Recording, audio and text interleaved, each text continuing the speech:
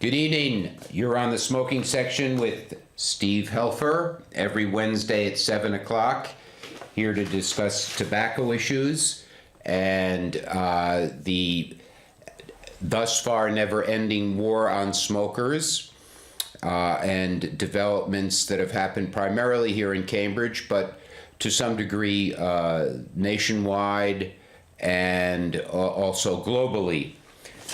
Because, as we all know, the World Health Organization is a very powerful anti-smoking group and has even proposed a global tax, a tax that would be put on cigarettes everywhere in the world and would fund the World Health Organization.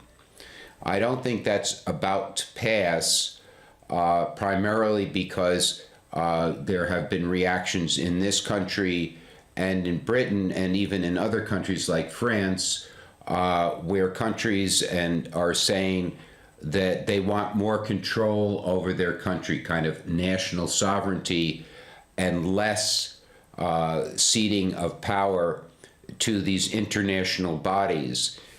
So I think the World Health Organization tax that has been proposed is probably not going to happen, and that, of course, is a very good thing.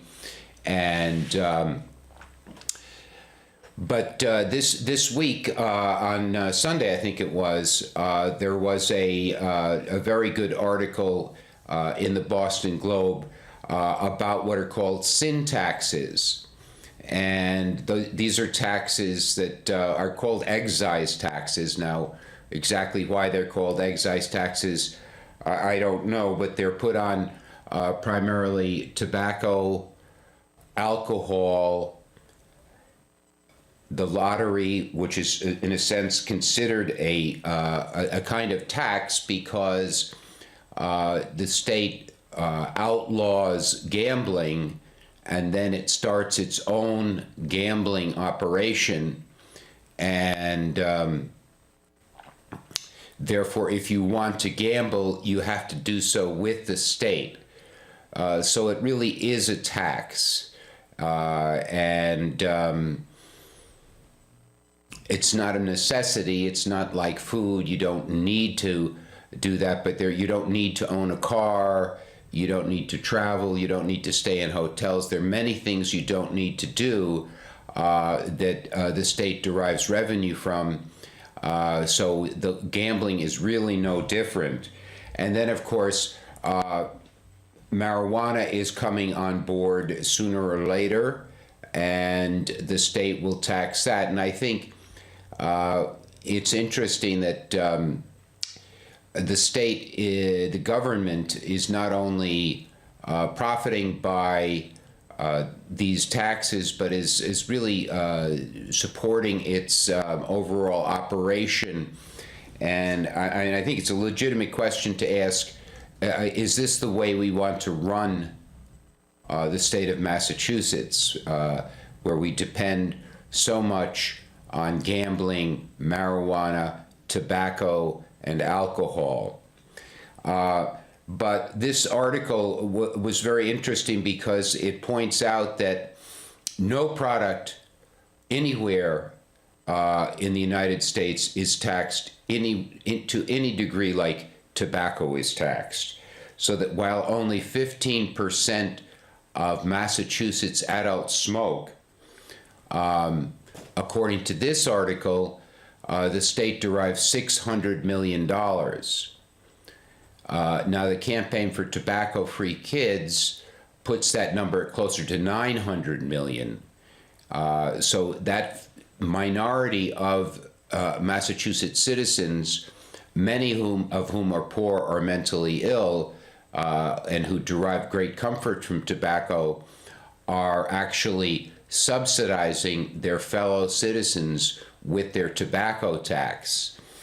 And alcohol, which approximately 60% of Massachusetts citizens drink alcohol either occasionally or often, the state derives only about 15% the alcohol revenue is only 15% of the tobacco revenue. So while a majority of citizens drink alcohol, their taxes form a much smaller portion of the Massachusetts budget than us tobacco users. And, you know, Massachusetts is a very liberal state, and certainly during the Obama administration, there was a lot of talk about people not paying their fair share. But it seems that the citizenry in Massachusetts is very okay with preying on smokers, and when it comes to alcohol, they don't want to pay that tax because they themselves drink. And I think this tells us a little bit about human nature. You know, people like to talk about what's fair, and they like to talk about sharing and equality.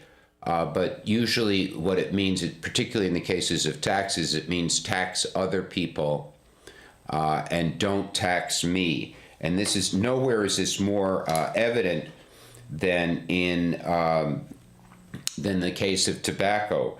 Now, I guess what this reporter in the Globe also noticed is that alcohol in Massachusetts is very, very lightly taxed, and it brings in only $80 million a year in revenue.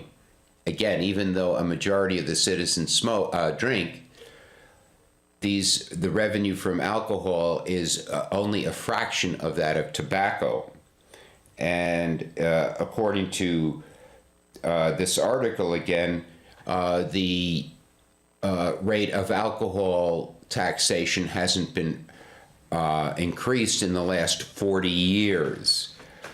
Now, I am not by any means suggesting that I would be happy, for example, if they raised alcohol taxes.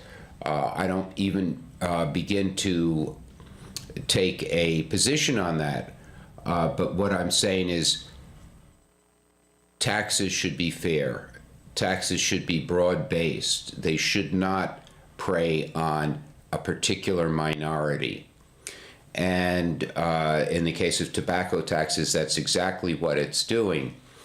So alcohol taxes are very low. And I would also say that I think taxes are meant to pay the government's bills. They're not meant to be used as a cudgel for the government to control the behavior of its citizenry. Now, I have nothing against putting a tax on everything or anything, including food, including clothing. But I don't think the government should say, well, we don't like the way these people are acting, so or we don't like the fact that they're smoking, so we'll put a really, really high tax on that. And I'm not a big fan of marijuana, but I think the tax on marijuana should not be some kind of windfall for the state of Massachusetts. I think it should be taxed at a reasonable rate, and again, to pay the government's bills, not to discourage or encourage people from engaging in marijuana smoking or not engaging in marijuana smoking. And to a large extent, getting a little bit off the subject of tobacco, I think that is a problem with our whole tax code and why it's thousands and thousands of pages long, and nobody can really understand it because, again, it's always, the government trying to encourage certain behavior and discourage other behavior, and giving tax breaks here, and then if they put the tax breaks here, they have to increase the taxes there, and all of that sort of thing. So the whole idea of sin taxes, I think, is really bogus. And even though we have a government which has talked for years and years and years about simplifying the tax code, nothing really has been done about it. But I was very happy with this this article because I thought it was very, very objective and very informative. Oh, well, it looks like we have a phone call. Let's see if I can figure out how to get it. You're on the smoking section. Are you there? Hello? Well, something happened there, but I hope you call back. Here is the phone number if you would like to do so, or anybody would like to do so. Let's see if we can get a pickup. Okay, there we go. You're on the smoking section. Hi, Steve. Is this Jim? Yes. How are you? I can't hear you too well. I'm getting a little hard of hearing, Steve. Really? You don't think it's the secondhand smoke getting into your ears, do you? No, I don't think so. Well, No. I mean, hearing loss is something that happens as we get older. And Yeah. I like running into you at the hospital today. I hope your friend or your relative is doing okay. No, I was there for myself. Oh, I was seeing a renal doctor there. I have kidney damage. And did they have any idea of why you have kidney damage? I take a medication called lithium, and that could have caused the damage, but it hasn't changed in years. The damage hasn't gotten any worse. Oh, well, years. that's good. That's good. It's been stable. I'm glad to hear that. So if things look okay. Yeah, there was protein in my urine for a while, whatever that means. It's not supposed to be too good. But they put me on medication, and they cleared it up. Well, that's took care of good. the problem. That's good. Yeah, Do you think? and Yeah, Jim, do you think if you perhaps used tobacco, you might need a little less lithium? Do you think that's a possibility? oh no, it's not. It's not that kind of medication, Steve. That it tranquilizes you. I'm bipolar. It works on mood swings, I see. and I'm at a good level right now. It's a perfect level. Oh, good. I'm glad to hear that because you look fine today. Well, I hadn't. Well, I've been through a lot. I'm going in for a second total knee replacement Oh, really? over at Beth Israel. Yeah, March 8th. Oh, well, good luck with that. Good luck with Yeah, that. and I agree about the smoking tax, and I mean that's ridiculous. I mean, I don't smoke cigarettes. Like I said, I was smoking a pipe, but that's a lot cheaper. But to buy a pack of Marlboros for $10, Well, that's crazy. People are going rather than buy a certain food. They're not buying it. They're buying the cigarettes. right. And I think They're going without. I think to a large extent because people use cigarettes to help them cope with life's problems. And I think cigarettes are very helpful that way. So it's really unfair because... The pipe seemed to help a bit, Yes. and Right. But I can't encourage anybody to start smoking. No. I can't say, you should smoke, you could benefit from it. My stand on it. Yeah. I mean, if somebody's already smoking, good luck to them. I mean, if it doesn't cause you any outstanding health problems, do it. Right. Everything in moderation. If I could smoke in moderation, I would, but I can't, Steve. You tend to... I abuse any kind of substance that changes the way I feel. Right. So Have you heard me talk about snus? I've heard of it. What is that? Well, it's this small packet of tobacco that you put in your mouth, and it really helps you kind of stay calm. It helps you concentrate. You don't feel like you want to smoke so much. Like when I do my show, I always use snus, and I find it's very helpful for me. It uses a little. Well, that contains nicotine, right? Right, and nicotine is not harmful, you know. Well, it's addictive. Well, I guess it's addictive, but so is the internet. So is sex. No, it's not addictive like I can't debate that with Okay, you, Steve. all right. That's your thing, you know what I mean? No, I'm kind of happy because it seems to me that the Cambridge City Hospital is not being too strict about, sometimes they'll let someone who's in the hospital, they'll let them go out and have a cigarette on the campus. It seems I've like they're seen not. that. Yeah, that's good of them. Yeah, have you noticed that when you go there? I haven't seen it recently, but I've seen it in the past, and I think that's pretty good of them. I think so. You know, but I mean, I think really, it's bad enough. It's bad enough you're in the hospital and then going through withdrawal. That doesn't help. Well, I mean, I think a lot of people who have mental illness don't go to the hospital to get the treatment they need because they know they can't smoke there, and that's a drag. That's not. I've been in them places, Steve, while I was smoking, and the anxiety level is 10 times worse. Because you're going through a withdrawal, and then you have an anxiety from mental illness. Right. It's not right. Well, I mean, in Cahill, where the psych ward is, I was once visiting a friend, and they had a smoking room in there. Right. In Cahill, it was a small room. I was there. And it was ventilated to the outside. They had a fan, an exhaust fan. Right. It was very, very nice. And you didn't have to go out in the cold. Wasn't very, very nice, Steve. It was really congested in there. Well, it was better. Smoke. Well, it was better than nothing. You didn't even have to light up. All you had to do was sit there. It was better than nothing. It was better than nothing. And yeah, it's better than nothing. But yeah, oh yeah. I mean, I remember my sister smoking after having a baby in the hospital in the solarium. That was nice. They called it the solarium. She relaxed. She was able to smoke there. She would relax, and that's really nice.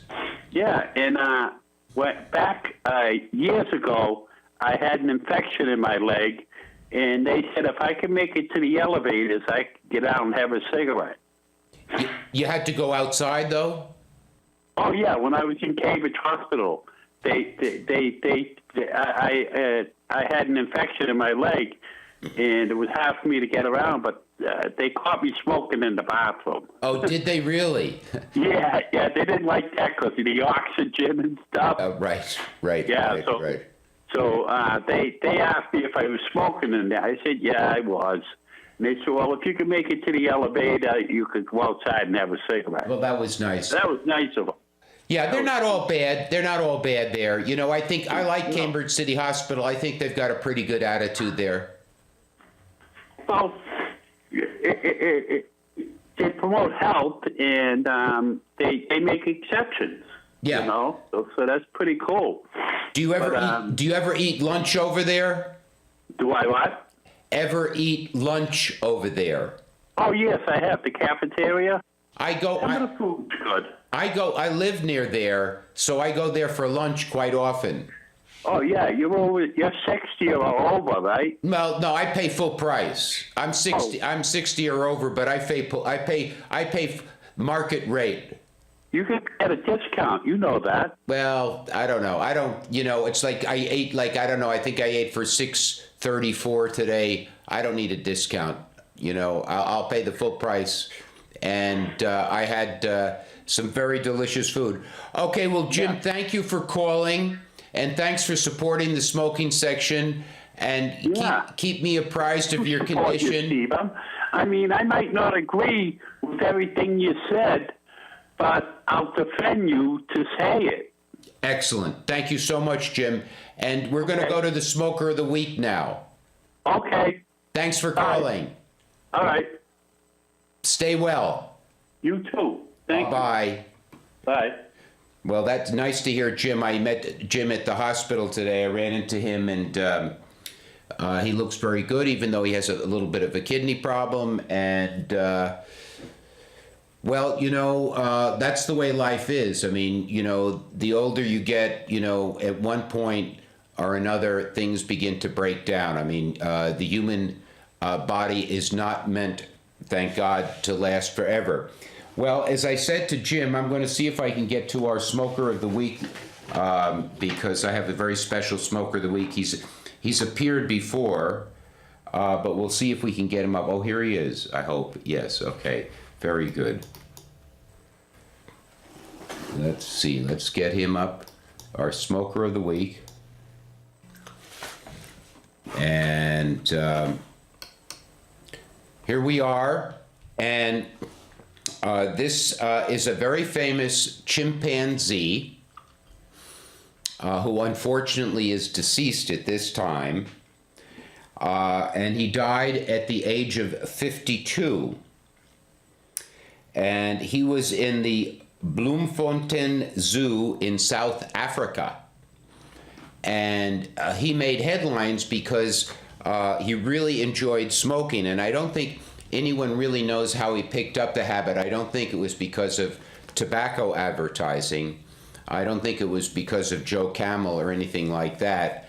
But he picked up the habit. Perhaps zoogoers would throw a cigarette into his habitat, and being a chimpanzee and being somewhat inquisitive, he gave it a try, and evidently it agreed with him.